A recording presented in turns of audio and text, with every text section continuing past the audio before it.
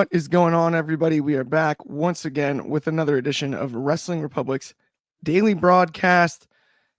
It is Sunday, October 13th.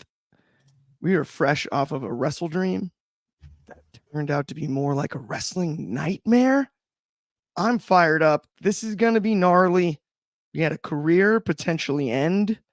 We've got a new era in AEW. We've got a ton of things to break down. First and foremost, though, I'm going to send it out to my crew that I'm hanging out with on this fine Sunday. I'm going to stay in the U.S., at least the continental U.S. for now. I'm going to send this one out to Philadelphia. Head of Opinions, Anthony Ricciardi. Good to see you again, my friend. Yeah, it's just the birthplace of the country. But yeah, you're close enough. Close Hey, enough. the Liberty Bell. Yeah. Among other things. But yeah, so obviously a bunch of us were in the watch party last night watching the show. A lot of thoughts with different things. And I'm looking forward to talking about all of it. The good, the bad, the indifferent, everything. Absolutely. I'm stoked to get into it. Let's move it along, though. Still on the same continent, but not the continental United States. We're going to go north of the border this time, up to Canada, to a good friend of mine. Back-to-back days. Who saw that coming? Reviewed the show last night, working his ass off. Coby Galenzoski, what is good, buddy? Of course it's great because we had a wonderful night of pro wrestling last night. Of course, 9 matches plus the 0 hour. There's a lot of wrestling that always happens when it's an AEW pay-per-view. And the majority of it was just really good wrestling and solid work. And a lot of it is stuff to talk about. And I don't want to say give praise, but whenever AEW has kind of odd builds or, this card is kind of thrown together, they're always going to go out there for the pay-per-view and they're going to deliver great wrestling. And I think that's one thing to commend about AEW. But of course, there's a lot of good stuff to talk about. There's a lot of stuff to unpack that we can't fit it all into 1 hour. And Definitely. I think that's the of it. Can't wait to get after it, Coby. I'm with you 100%. And yes, anytime you go in a little hesitant on an AEW pay-per-view, it's probably one to watch, which is an ironic thing when it comes to this industry. But speaking of AEW pay-per-views, a guy who might be the only one here at WR that can compete with me on attendance at AEW pay-per-views, a guy that's all the way across the pond, whether by boat, by plane. My Scottish friend Soul, the host of the Soul Sessions, is here to break down WrestleDream. What's good? I'm good, mate. Yeah, Scotland. You can get to this place by plane, train, or automobile, but it's one way to get here nonetheless. WrestleDream last night was, in my mind, I thought it was a stellar show. I think it was maybe one of AEW's top 3 shows of the year. I also just really enjoyed the ride of this show. I felt like every match felt pacing wise good. I enjoyed all of this. I mean, I'm gonna say that AEW could put on, a picnic match, and I would still think it would be 5-star classic. But nonetheless, I thought it was a very stellar show. I'm sure we'll have some dividing opinions on some of the matches and segments, but all in all, I'm really actually fun to discuss this show because I think we're gonna get a lot of varied opinions and where we go from here, thoughts processes on this. So let's get into it. Absolutely. I'm excited to get into it. Which camera angle are we going to? We don't have graphics today, correct? Do we have the 4-man? Yeah, it's there. We do. Okay, we're good. Sorry. Little production snafu there. That's on me. Blame me. But everyone still keep hanging out. DC Warlord is in the comments with, it's all about the boom. Yes, absolutely. Exclamation point Discord. Not exactly sure what that means, but I do dig it. Then he said Soul was wrong about Briscoe turning, and I will say this. It's about the only thing Soul was wrong about last night. Sorry, I was wrong about the only thing he was wrong about. All 9 of my predictions, bang on correct. Look, I'll take the 1 loss, but 9-1. That's pretty good. Yes. Get you in the Baseball Hall of Fame, I'll tell you that much. You got to go 3 out of 10. I'm the Babe Ruth of this. I'm the Babe Ruth of a baseball player, right? Yes. Yeah. The Babe Ruth of Scotland. Yeah. Scottish Babe Ruth, 100%. 100%. But let's get into our first topic. Speaking of all about that boom, before we get the return of Adam Cole, we get the return of Maxwell Jacob Friedman. He's not a nice guy, and he's still not a nice guy. And not only that, he got that goofy ring back, and it bugs everyone, and I like that. We get Adam Cole back, and it turns out the guy can run again. you got to crawl before you walk. You got to walk before you run. But Adam Cole ran last night. That was a big step in my eyes. I loved seeing him out there. It was great to have him back. I'm excited about finally being able to pay off Max and Adam Cole in this context. It is what it is. It doesn't have the steam it had when the story could have been told or should have been told at the time that Adam Cole suffered that brutal ankle injury. But we've got a shot now. So I'm going into this with a real open mind because I believe that Adam Cole and MJF can paint us an absolute masterpiece when it comes to this feud. And I'm here for it. I just am really hoping Adam Cole can stay healthy. Anthony, I'm going to toss it to you first. Between the two returns, did you enjoy it? And are you looking forward to the eventual matchup down the road? Okay. Run, Forrest, run. Here's the thing with this. I have a lot of problems with this because consistency and believability are not there in this, because you start out with, okay, Daniel Garcia comes down, wasn't booked for the show. MJF confronts him. Okay. But why was Max there? Because he wouldn't know Daniel was there. And why did Adam Cole come out? He wouldn't know Max was there. Also, the fact that this all stemmed from Adam Cole turning on a babyface Max. The last time we saw Max and Adam Cole was still the heel. MJF was the face. He came down. He kicked Adam Cole in the nuts. And apparently that was a magical face turn by this. And now you're in a situation where you're going to have a rivalry with a heel MJF and a babyface Adam Cole. Why? But what? They've now reversed their positions, but they're going to feud. It's not believable to me. I think it'll be a great match. Adam Cole coming back is great for the company. Obviously, he's been out for a long time. But storytelling-wise, they got a lot of ground to make up, because how do you explain any of this? Adam Cole was the devil. He turned on Max. Who are you supposed to cheer for in this story? Because it's reversed. It makes no sense. I think that's, to your point, the biggest caveat, the biggest loophole here. Because obviously, there's been a loophole. knowing though that Adam Cole suffered this brutal injury and has been out for so long, in the moment, I popped for Adam Cole's entrance and was immediately so stoked to see him back. And that was babyface in and of itself. It's tough waters to navigate bringing him back, given that the initial storyline had him as the heel, like you said, right? Had him in that big spot. I don't have a huge issue with it because I don't think there's any way, with the crowd last night and given the fact that it's been so dang long since the devil turn and the kick in the nuts, as you mentioned. I don't know how you do it super differently than now. We're kind of in a spot where if you bring back Adam Cole at all, he's going to be cheered because the audience is very aware of the fact that he's hurt. He's been that hurt. And so you're balancing two different issues here, right? If in the initial storyline something similar to this played out, it's garbage.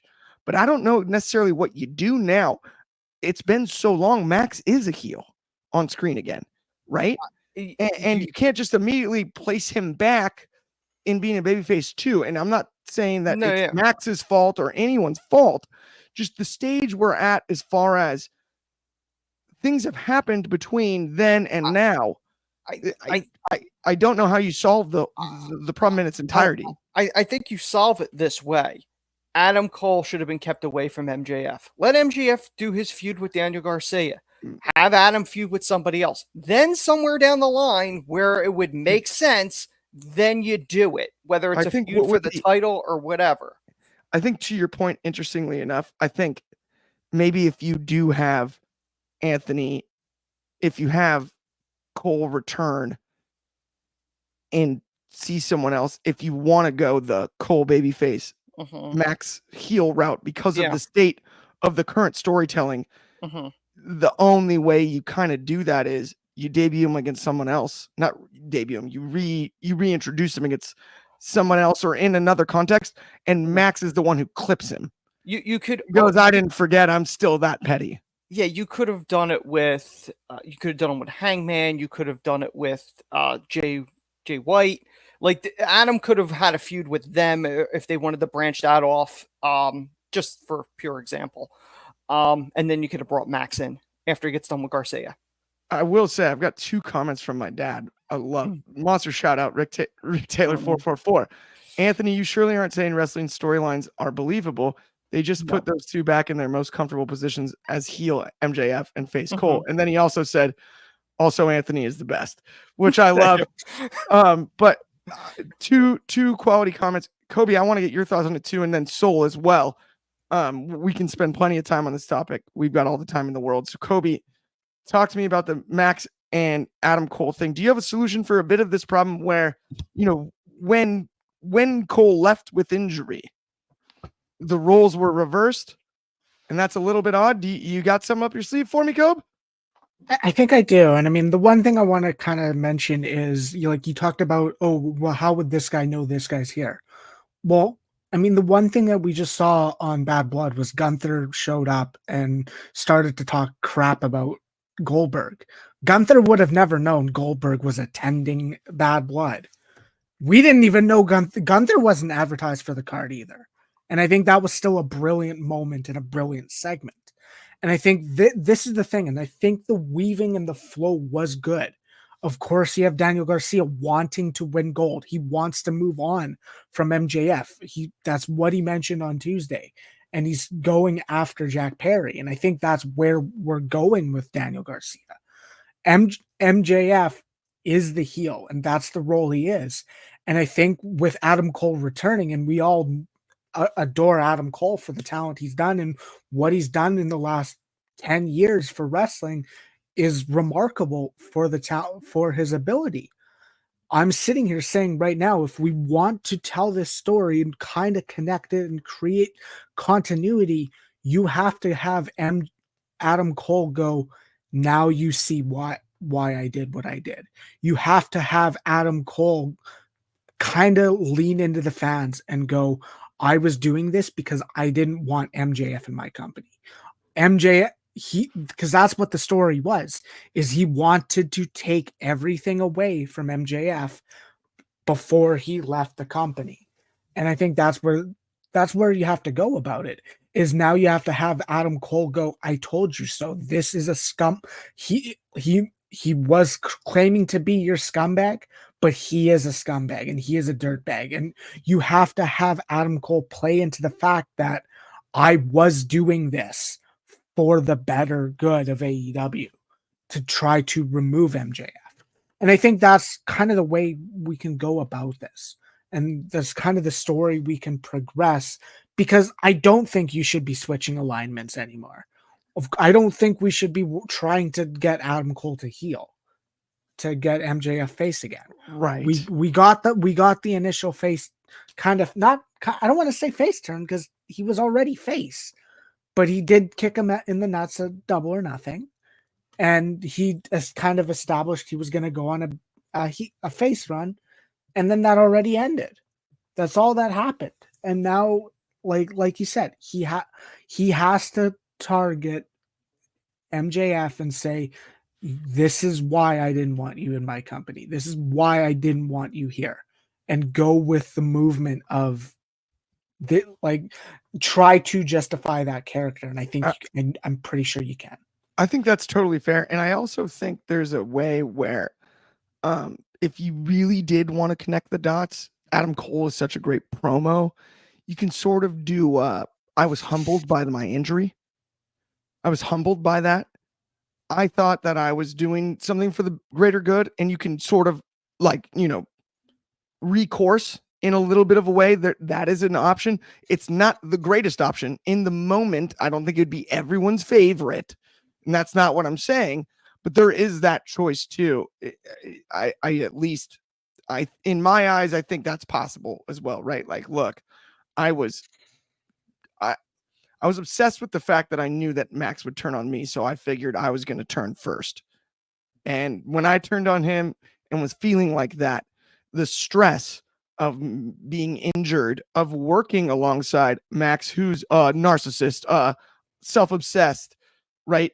All about himself. And I fell for all the tricks, right? I got gaslighted.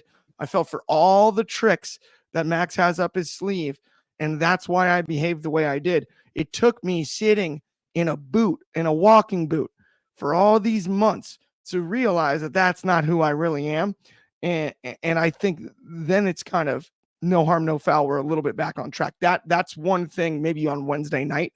If we saw something like that, it's not the most impactful promo of Adam Cole's life by any means, because it is a bit of a softball, but it is a way to course correct when it comes to why are you now the good guy and Max is the bad guy, which I think is more of a result of the fact that you had to do something in that time. And Adam Cole is really the only one that caused Max to be a good guy in the first place. When it came to his babyface run, Adam Cole made him our scumbag and likable, and probably doesn't get enough credit for that. Like those segments at Outback Steakhouse, Aussie Open. I mean, come on, stop it. I was dying laughing. They're pure comedy. So, though, we cannot move on from this subject till I hear your thoughts on it. The thing is, if we brought Adam Cole and MJF back into the roster and being on matches and Dynamite, people would be asking, why aren't these guys going against one another? When from Double or Nothing, they set up with MJF basically writing Adam Cole off TV with his face return. It's sort of like if, we did Hangman and Swerve and then they came back and face to face in each other and nothing really happened or something like that. It will have to be addressed because people will complain it wasn't addressed or now being addressed. The thing is, though, obviously the situation's changed. They've now had to cater to the roles that they did. MJF came back as a face. He did the Rush and Hechicero match. Then Daniel Garcia motivated him to get Ospreay for the International Championship. MJF would go on to get the International Champion, make it the American Championship, and become a bad guy again, which is the role that he's very good at. And the fact as well that people still love Adam Cole. When he came back, he got a great reaction from the crowd with the Better Than You Baby. His new shirt, I think, is on number 4 best sellers for AEW and Pro Wrestling Tees already. Yeah. He's in a good role. I'm excited to see what these two can do. Obviously, this is something that's got a lot of history behind it, with obviously the lead into All In, the formation of Better Than You Baby, the Ring of Honor World Tag Team Championship win, the match at All In, Adam getting injured, costing him with Undisputed Kingdom with the Devil persona at World's End. I'm also interested to see Adam Cole feud with the Undisputed Kingdom. I would like to see, Roddy and Taven and Bennett feel betrayed that Adam's revert to his old persona. We could get a feud out of that, which we think will be really bite-worthy for these guys to do, and something for Undisputed Kingdom to get their real teeth sink into and actually be a good faction because they have a killer theme. And as well, we've got basically, 2 storylines out of this. The match obviously with Jack Perry and Shibata, which was a phenomenal match in itself. We've got Jack Perry and Daniel Garcia, which will be a TNT Championship match down the line, and MJF and Adam Cole. Heck, we could even do a tag team match of Danny and Cole versus MJF and Jack. Sort of like, the 2 young pillars as it is, with Daniel Garcia and Adam Cole going against them. You can get a lot of content out of this and a lot of fun matches and promos. I have no problem with it. I think it's going to be fun, and I'm just happy to see Adam Cole back, and I hope he can remain in a good state for AEW. I really am happy to see him back too. That was one of those where it was such a fluke injury, knowing how he broke the ankle, but such a serious one at the same time. You just feel for the guy. That is such a painful, as an athlete and performer, place to be mentally. It is not fun for anyone involved whatsoever. Coby, you mentioned that you have one more thing to say. What were you going to add? I mean, just quickly, the one thing you said is Soul was the Undisputed Kingdom, and I want to say I don't know where they're going with it because they are kind of turning face. You had Roderick Strong give a lot of respect to Hook. That's a good point. You have the Kingdom giving respect to the conglomeration. You have them, I don't want to say going heel or going face, but they're at least being in a respectful place. So I don't know if the one person who targets Adam Cole after this stuff is Wardlow, because then you can go, well, oh, I did all this for you, and you're gonna do whatever and all that. Like, but I do think the Undisputed Kingdom are probably gonna side with Adam Cole and at least go face for a Hey, bit. as long as they get TV time, I like Undisputed Kingdom. That's I fair. really do. I want them to get more. I want them to be in a better position. And if them being in a face group with Adam Cole, I'm fine with that. But Yeah. if they do, they'll need to change their black and white and go for a more upbeat aesthetic, I think. All right, really quickly before we move on to the next topic, I'm going to run through some comments really fast. Calf Cascade, great friend of the show, added, "Hey y'all, hope you have a good episode. As I didn't watch the show, there are no legal streaming options for AW in India. Mr. Khan, Tony Khan, you're listening to me. Let's have some legal streaming options in India. What do you mean? This is a great wrestling hub with great fans. Calf Cascade tunes into our show every day. He should be able to watch this show. Absolutely. Come on. Somebody figure that out." And then another friend of the show, Seen Terrell, added, "Hi there. I got my new haircut today and it was good." Love to hear it. Love to hear it. Absolutely. Speaking of good, let's talk about the women's world title match. Everyone who knows me knows I love Willow Nightingale. I got my wristbands on, everything. Willow showed out as she always does. Willow doesn't miss when it comes to stuff like this. So did Mariah May. Mariah May looked great. Spike pile driver to finish, Storm Zero, whatever you'd like to call it. I'm starting to get a little bit like, I think Mariah May did enough to not be copycatting Toni Storm so much. Now, I heard the post-match press conference. Tony's name got mentioned. Mariah didn't like that. I loved it because that's the matchup. But until then and beyond then, I don't necessarily need a reminder that you were her protege, essentially, for the stage that led to the biggest moment of your career, winning the title over your mentor. I don't need the reminder by using all the moves. That would be my only complaint. But I still love Mariah May. And more importantly, Willow's so dang good. You can't look much better in a loss. Soul, I'm going to start with you. This match got plenty of time and it looked great. The finish looked great. Back and forth. These two can really go.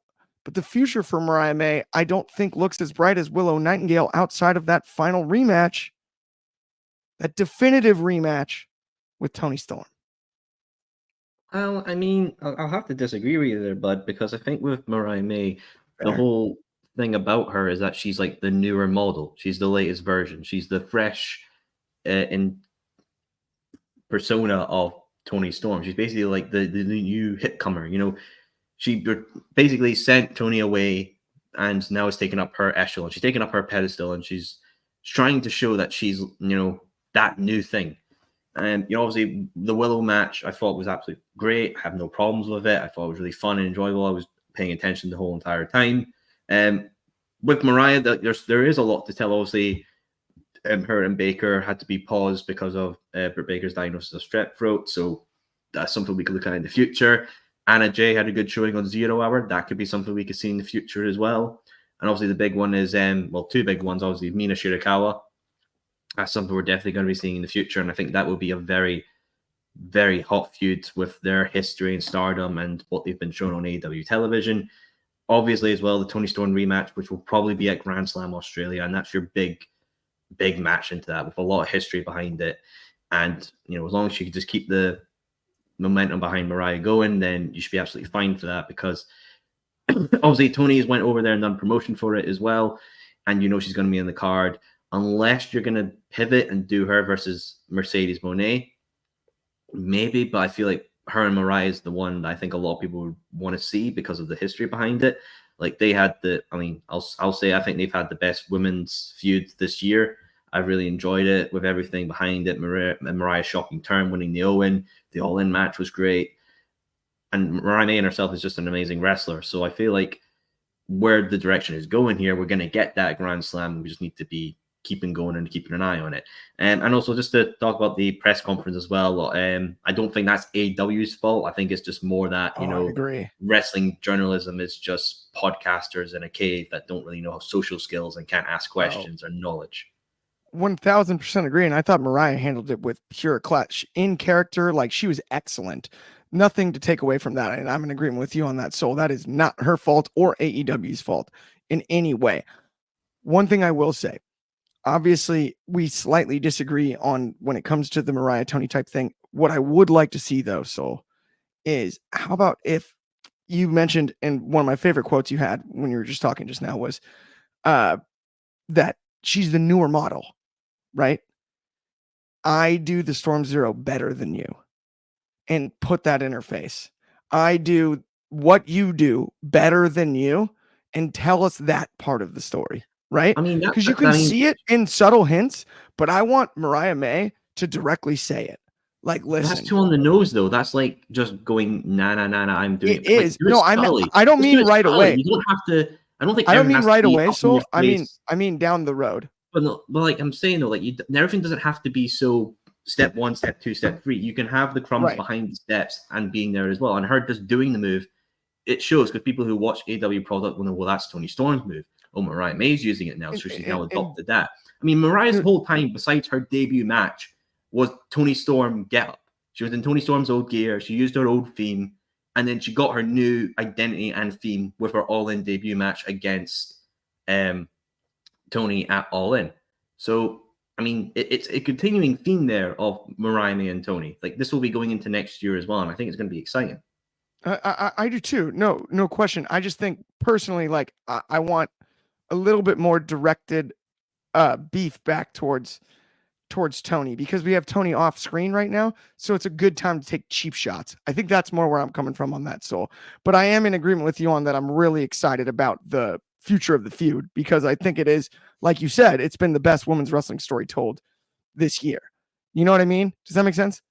I mean, I personally, I disagree, but we'll move on because we know we've got the other either voice. way. Yeah. Coby, go ahead really quickly. Your thoughts when it comes to this matchup last night, and where does Willow go from here? That's an important question we haven't addressed yet. I mean, I think that's the tough part here is, I mean, if you want me to go about Willow, I mean, we're in a weird scenario where, I mean, if we look at what just happened, the pay-per-view before, she had a big loss to Chris Statlander, and she somehow got this kind of spot against Mariah May. That's not a knock to her. That's not a knock to her talent, because she is extremely talented. But I think the booking of, oh, she loses such a high-profile match and goes right to this spot, and it's like, that doesn't align. Chris Statlander is in a feud with Monet, but she wasn't even on the show because they didn't want to hot shot that match on this card, which I think was the right move. You don't want to hot shot something just to get it onto a show. But like, that's the thing. This is exactly what kind of we expected. It wasn't the ideal path to get here, but it was a high quality match. It was a rematch of the Owen, the women's Owen from this year. And I think that's the brilliance of it. I mean, like you said, the Storm Zero is what Mariah used to beat Toni Storm. And I think that is the character. And yes, I understand. I see both ways. It probably is going to ramp up once Toni Storm returns. But I do agree there probably could be pop shots taken during the time away. The only thing I just that irks me just away from the segment is the fact that it's not being addressed because Toni Storm is wrestling elsewhere. And I think that's what is like, that's what's irking me is, so I assume it's going to be shown that Toni Storm and Mina Shirakawa are connecting and involved with each other in Stardom, but it feels like they're just dancing around it and not even addressing it. And I think that's what irks me the most about this scenario is on screen, Mariah doesn't even know. And that's the weirdest part about it to me. I hear you on that. Yeah, it is interesting that she's active still. That is kind of, it throws things off. It really does. Anthony, really quickly, your thoughts on this Willow match. I thought the match itself, let's talk about the match itself for a second. That's one thing we've kind of avoided. We talked a lot about the future. It's not that we were avoiding it intentionally, but at the end of the day, what were your thoughts on the match itself? Because I thought it was one of the better women's world title matches we've seen as far as like the contest itself in quite some time on AEW pay-per-view. Yeah, I thought it was a really good match. I'm a very big fan of Willow, like Clark is. We've talked about her a lot on here, especially when we were covering the Thursday shows. Willow is somebody that I really would like to see the company get behind. And quite frankly, I feel like they stick her in these spots not to win or, a placeholder when she held the TBS. We all knew she was a transitional champion. I would like to see her get a better actual legitimate push. Mariah May, she's kind of in a holding pattern, waiting for Tony to come back. I feel like she needs to step more out of the shadow. She could do some of the moves that Tony did, but I don't think she should be finishing matches with her move. It reminds me a lot when Trish and Mickie James back in the day. When they first started the feud, Mickie was copying a lot of the moves. And then she went into her own. I feel like Mariah needs to do that. But this match itself, I don't think the storytelling, I don't think was tremendously there to get the match. Yeah, I understand it's a rematch from the Owen. I get it. But I would have preferred at least a little bit something more. But you knew it was going to be a solid match, and they absolutely delivered. I just don't know where Willow goes from here. And I'm not sure where they stick Mariah either in another placeholder feud until Tony gets back. I'm not sure where they're going to go with these people. And as long as they know, as an audience member, that's fine if I don't know where they're going. I just hope they know and they're not just throwing darts and going, all right, maybe this week we'll do this. I'm hoping they have an idea what to do with both these people. Yeah, I would agree with you there 100%. And I'm in agreement on Willow fan. Willow for life. She is so dang good, and her time is not too far away in the sun when it comes to being women's world champion. But really quickly, speaking of times in the sun, let's talk about Progress Wrestling really quick. If you aren't watching it, you're missing out. It's all good stuff. Not only that, Demand Progress Plus, probably want to check that out too. Especially if you're watching this show, it means you like wrestling, and there's so much high quality wrestling on Demand Progress Plus. We're talking Defy, numerous promotions. Use our code too, because it's going to get you a deal. Watch Progress 1. You'll get 50% off your first month on Demand Progress Plus. Home of Progress, Defy, and many more. I mean, we are talking multiple promotions, multiple great shows from the past you can watch, and current wrestling that is all time. But let's keep it rolling here. Let's move on to another one that I want to ask you about. And this is a triple threat match. Will Ospreay, Takeshita, and Ricochet. I think maybe match of the night. If we really have to break it down, hard to decide, but of them all, this was pretty darn good. And I want to get your thoughts on the whole deal. I gotta be honest, for me, I preferred Jay White Hangman. Honestly, I thought that was a better match for me personally. I'm a big fan of all three guys. I think Ospreay's a once in a generation talent. I think Takeshita has a very bright future. Ricochet, I like Ricochet, but he's never evolved as a performer, in my opinion. I think he's just always the flippy guy. This is one of those ones that it's a very divisive match to begin with, because with an Ospreay Ricochet match, it's going to be a lot of flips, and there are people that don't like that. I enjoy it, but for a lot of people, it's too Circus Soleil. It's too. I think the right person won in Takeshita. The only negative that I really would have to say to the match, and I know there was a bit of a disagreement on the watch along, Clark, you were out of the room when this happened, but I know there was a bit of a disagreement. I was not a big fan of Ospreay selling with the screwdriver to the back of the head. I thought he should have been selling that more. It felt like he was selling it like somebody just slapped him in the back of the head, as opposed to somebody hitting him with a screwdriver with full force to the back of the head. It really wasn't much of a sell. That would be my only real negative that I would say about that, but Takeshita was the right person to win. I don't know if I would have went triple threat and just would have went one-on-one with Ospreay and Takeshita. But yeah, I get why they did it, because they wanted to do the, dramatic flips all over the place. So I get it. Absolutely. I think you broke that down great. And I'm with you on, it wasn't perfect, but there were definitely some things that were complainable about. Let's move on to another one though. Two masked wrestlers, two luchadors off the charts, Hologram and Beast Mortis. Speaking of funny moments from last night, it was a funny one during that match, but I will say this. Those guys are athletes. It's wild to see the pace that they can work inside of the ring. So I got to get your thoughts on this one. Hologram gets the victory over the Beast. Did not expect that myself, but Hologram's looking good, man. What were your thoughts on it? I really loved it, and I think it's just truly showing. I feel like for me, Hologram is probably AEW's best original built character / wrestler since, to my mind, like for obviously people who like not been on the scene or indies and stuff like that, maybe the Guns or Jade, like for like just how they've been introduced, not really had a background and are now doing things. Like Hologram's been like amazing from his introduction of Collision during the Arlington, Texas tapings, being a really staple of those run of shows, and now he's getting his pay-per-view debuted. Although he took technically his first ever pinfall loss against Mortis. Obviously, it's a 2 out of 3 falls. Hologram got the first, Mortis got the second, and Hologram got the final third and victory fall. So we could easily run that back as a story. This was also a great showing as well because AEW was making their debut on Fox Sports Mexico. We even had the Spanish announce table at the side there. It's going to be so much fun with that. So yeah, it was a great showing as well for the Mexican market, and I think obviously with Forbidden Door and CMLL, if they can get people like Titan, Hechicero, Atlantis Jr., and obviously the big one Mystico back on the cards again, like AEW I think could do really big things in Mexico the next couple of years.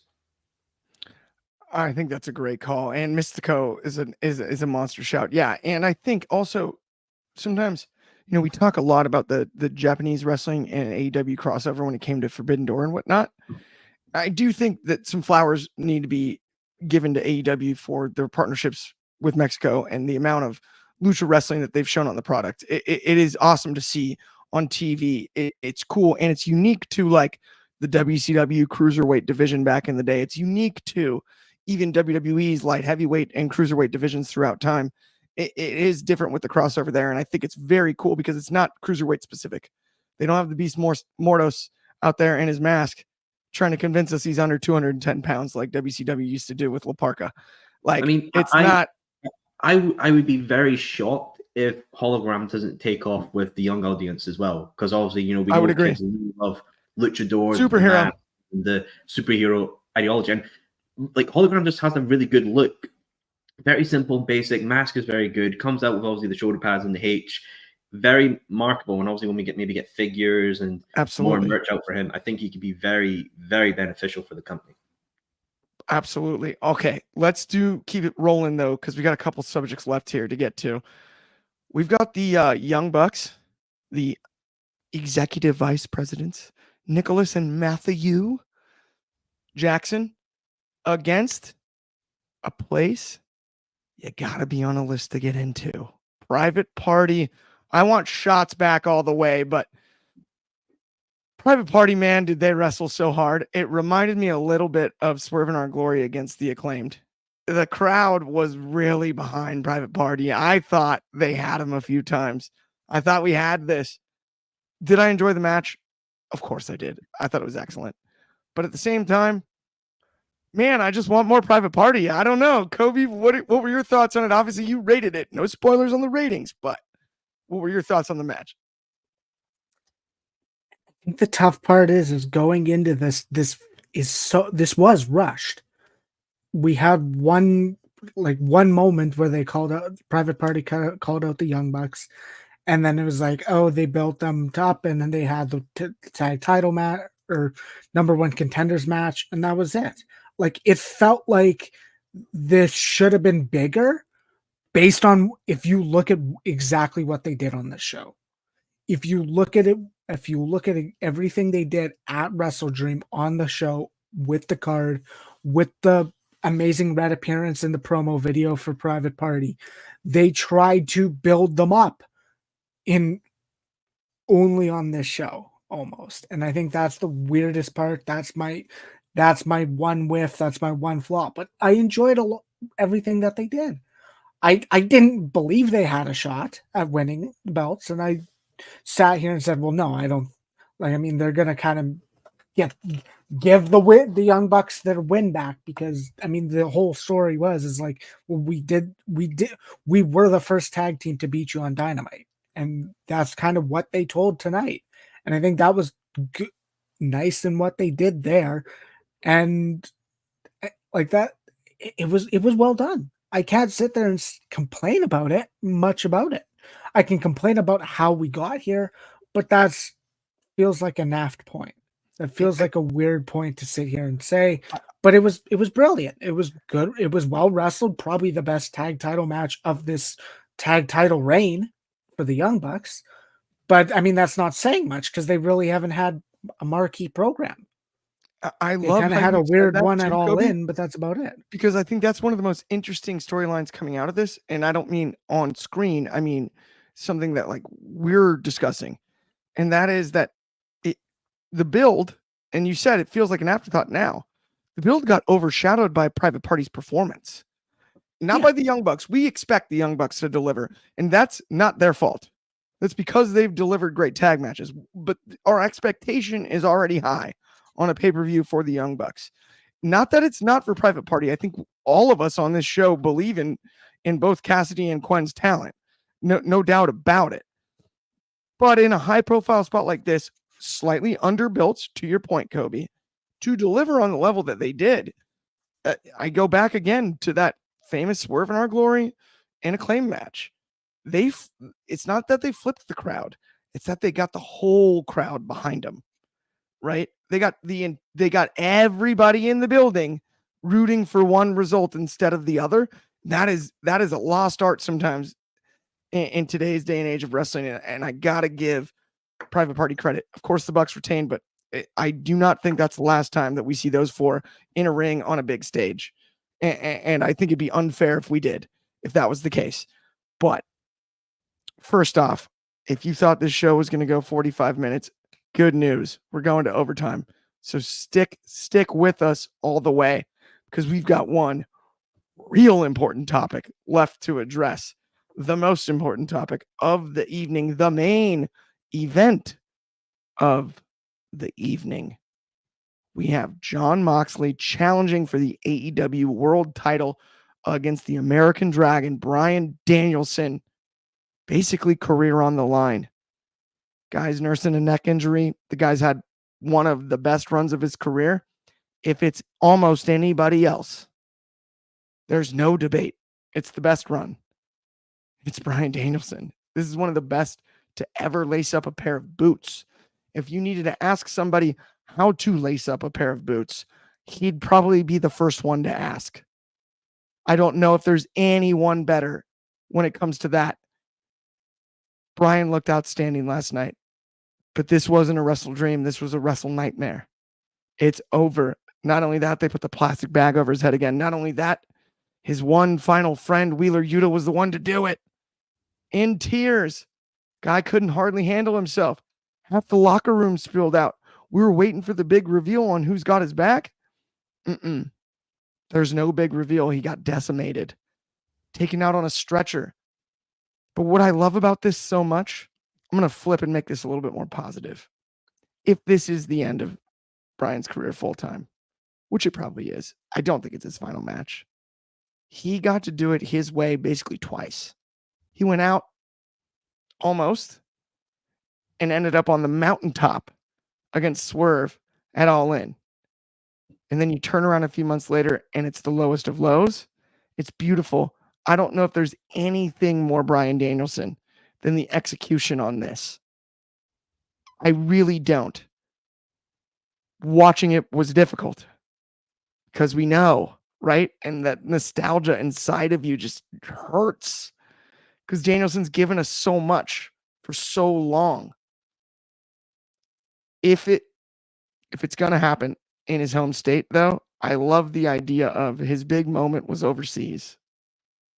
And the exact opposite happened in front of all his friends and family at home in Washington.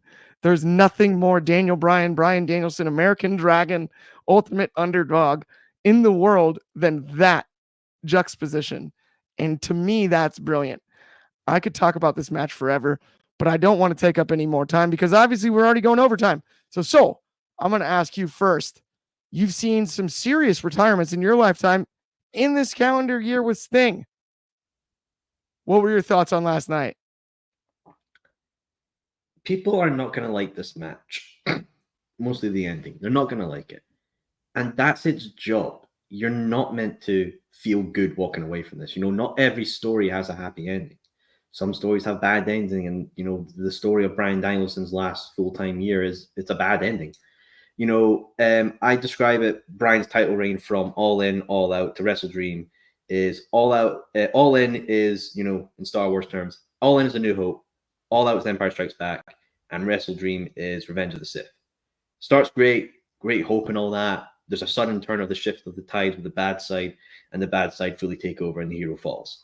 That's what we've seen from Bryan. And as well, this is technically his year because obviously, people familiar with the Chinese zodiac years, 2024 is the year of the dragon. So this is technically his year. His retirement year was his year in spiritual guidance with the Chinese zodiac, which is just crazy coincidences or somebody massively planned this.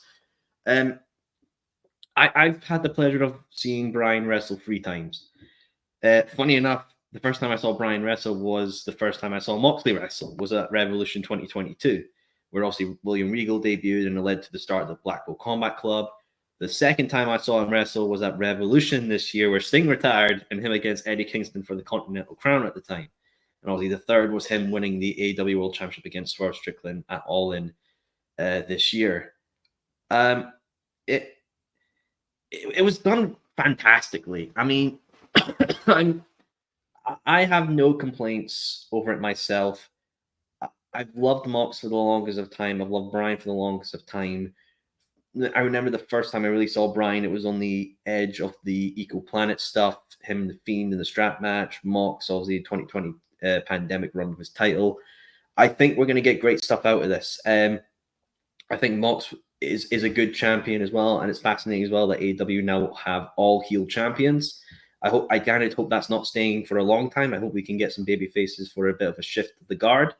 But for Bryan, if this is like him done, no more wrestling, no more part-time, nothing at all. He's gonna either retire home with his wife and kids, or he's maybe gonna go in a backstage role at AEW.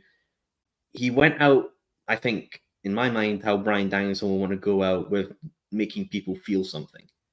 People now feel hatred towards Mox. They were chanting F you Mox. Heck, people hate Yuta now. They were chanting F you Yuta when he turned the corner. Like, I'm with you. He left an emotion, and as well, we know where this is going. What was the final shot of WrestleDream on pay-per-view? With Excalibur crying about Bryan being put on a stretcher. The final shot wasn't Bryan. The final shot was Darby Allin.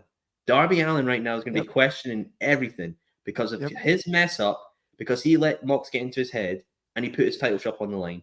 He lost to Mox. Mox retired Danielson. It's because of Darby Allin. It's all Darby Allin's fault. For sure. I'm with you. It's Darby. Okay, we've got an interesting comment here, though, that I do have to read. Friend of the show, DC Warlord, said, Adam Cole is streaming on Twitch right now, which I love you saying that, my friend. And I know you posted the chugs. Everyone knows who he is. Finish watching us, then immediately head over there. That's fine. And then after that, watch Sunday Night Spotlight. But finish watching us first, guys. Let's not be plugging other shows during ours. I'm totally kidding. But no, I'm 100% with you. So he left an emotional reaction, Bryan did, and that's what he's one of the best at, right? You want to talk about garnering emotion? How about the yes movement, right? The guy has done it over and over and over again, even after the Justin Roberts getting let go after the Nexus thing. He garnered emotion because everyone goes, wait a minute, that's not right. And they fixed it. They absolutely even fixed with his title reign as well. If you look at the opponents he faced, Jack Perry is a young, generational wrestler for right now. I'm not saying he's obviously a generational talent, like he's a young generation of wrestlers, right? Then you've got Nigel, who's his old nemesis from the Ring of Honor days. You've got Okada, which is modern nemesis, and then you got Moxley, which is his brother in blood that he ended up dropping the title to. It all has a connection. I think what Bryan's done with the title is great. I think it's not going to be looked at maybe as the top 3 AEW title reigns we've had across the period of the title's lineage, but it will definitely be respected. That's absolutely fair. Coby, I got to get your thoughts on potentially the end of Bryan's full-time career, maybe career. I don't know. That's a qualifier with the full-time thing. That always kind of trips me out. I don't think he's done. He's one of those guys. He's resilient. He's gotten his back up off the mat more than one time in his career, and we've seen it.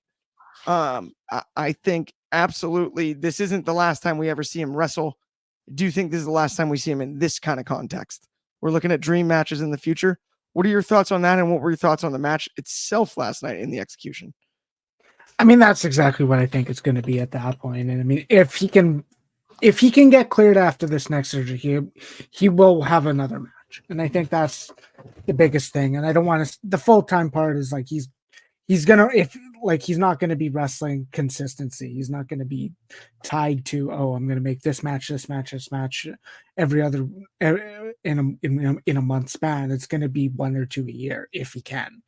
And I think that's the brilliance. I mean, he's a goat in itself, and we can't sit there and deny that. The thing is I liked this match a lot more than the Revolution match. The Revolution 2022, It was in such a weird position because that show was so long, and it felt in a weird position because you had Punk and MJF and the dog collar, and you still had like 3 more matches, including this, and then the main event that didn't feel like a main event.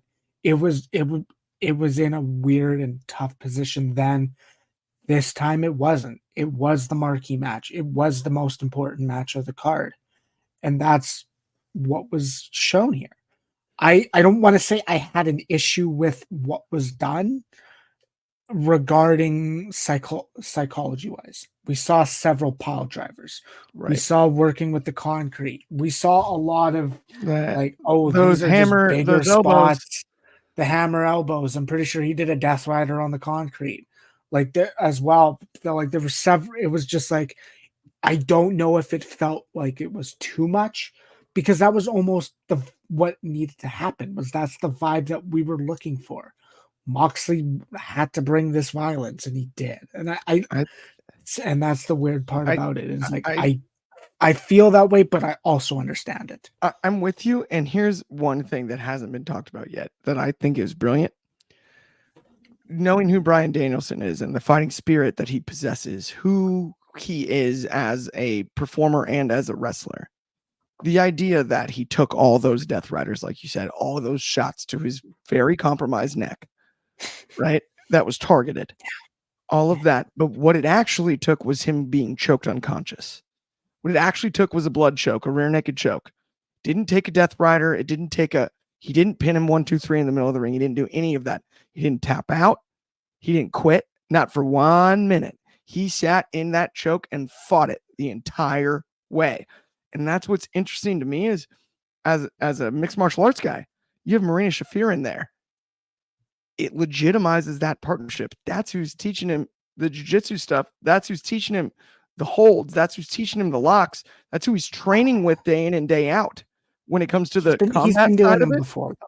He's been doing them for the last few but years the bulldog anyway. choke was his go-to with no hooks.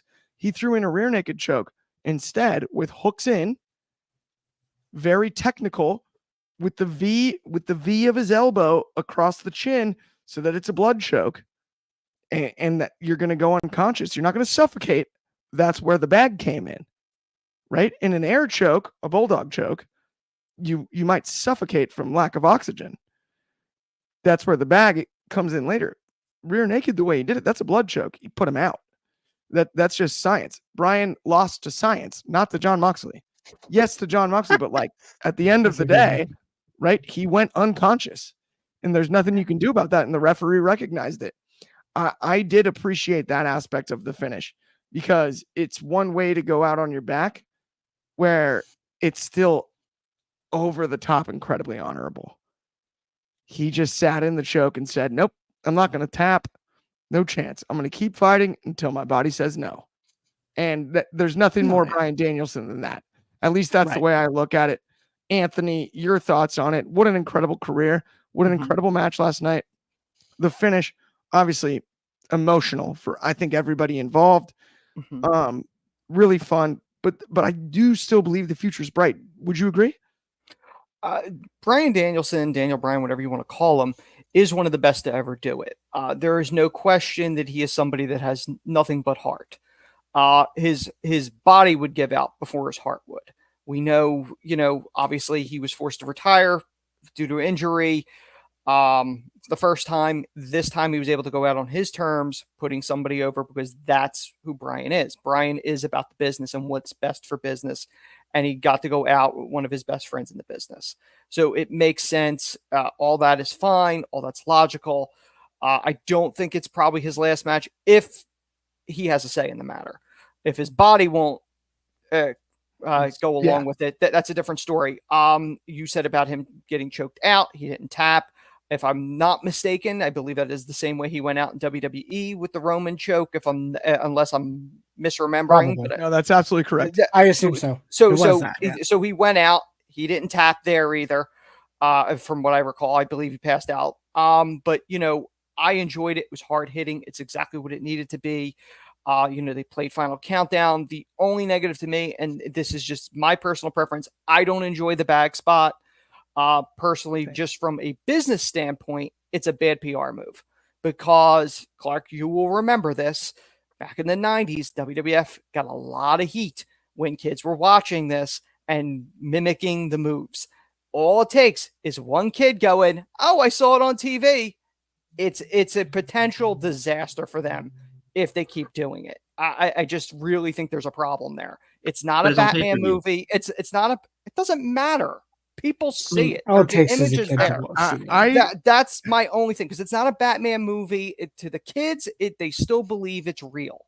So, from a PR standpoint, I think it's a bad move. One thing I find interesting is, we saw the initial spot out of the gates where Bryan's being choked by the wire, right? Mm-hmm. Mm-hmm. For some reason in my brain, the way it registers, the violence level feels less than the bag. The bag is so violent and so scary, right? And I like it. I liked it the one time. If it's a gimmick long term, no. One time as a shock and awe thing, he went that far. Okay. Over and over, I'm like, we don't need to be suffocating people. That's so illegal. It's one of those things that's so easy to go wrong if one kid copies it. And I feel like there'd be a lot more negative press if it was WWE doing it because there's a lot more eyes on that. AEW flies under the radar with a lot of these things, but if one bad incident happens, it's a major problem for the company. We are literally completely out of time. Mm-hmm. Even overtime, where we can't go double overtime. That's against the. I'll be in big trouble, my friend. Thank you, everybody that tuned in. Those sincerely, Bryan Danielson, what a legend. If it is the last time we saw a main event pay-per-view, dang, thank you so much for everything that you've given to the wrestling community and to all of us that watch week in and week out. Thank you. Sincerely, from all of us at Wrestling Republic, Bryan, absolutely. That does bring us to the end of the show, though. You got tons more to watch. Watch Progress 1. Check that out on demand. 50% off your first month. Go over to our YouTube page. If you're there right now, check out. There's new Sold Separately stuff coming out soon. We got an announcement from Powertown. Check out the Soul Sessions. Check out Take It to the Table. There's Sunday Night Spotlight coming up live at 2:00, 1 hour from right now, believe it or not. Check that out. Last but certainly not least, though, check out the Daily every day. Same time, same place. That's noon Pacific. That's 3 in the East. That's, of course, 8:00 over in the UK and 9 a.m. for my friends in Hawaii. Thank you. Once again, happy Sunday. Go Chiefs. If you're a football fan, I apologize for that. I know we've been winning a lot lately, but remember, I grew up with Elvis Gerbach. Have a good one. We'll talk to you soon.